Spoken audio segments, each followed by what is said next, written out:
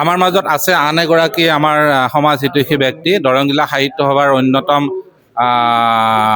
কৰ্মী, সুৰভি শাখা সাহিত্য সভাৰ সন্মানীয় সভাপতি ডক্টৰ মদন চন্দ্ৰ দত্ত মহাশয় আছে। তেখেতৰ এই মুহূৰ্তত আমাৰ অনুভৱ দুআষাৰ ব্যক্ত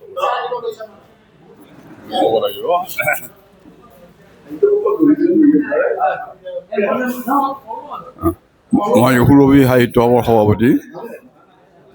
আমি এই সভাপতি হোৱাৰ আগৰ পৰাই মই সাহিত্য সভা ভৱনলৈকে সাহিত্যলৈ আহি থাকোঁ। সাহিত্য মই নিজে কৰা নাই যদিও মই সাহিত্যপ্ৰেমী, সাহিত্য মই কৰোঁ।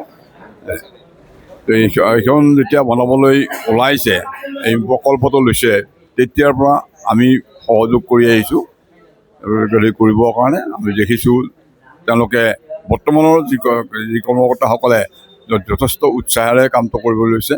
সেইটো আমি অত্যন্ত ভাল পাইছোঁ আৰু দেখিছোঁ যিখিনি কাম হ'ব লাগে, ঠিক যেনেকুৱা ধৰণৰ হ'ব লাগে, ঠিক তেনেকুৱা হৈ আগবাঢ়ি গৈ আছে। গতিকে আমি আশা ৰাখিছোঁ এইটো সোনকালে সময়মতে এইটো প্ৰকল্প সম্পূৰ্ণ হ'ব আৰু আমি এটা আটক-ধুনীয়া গৃহ, সাহিত্য সভাৰ গৃহ পাবলৈ সক্ষম হ'ম অতি সোনকালে। আমাৰ মাজত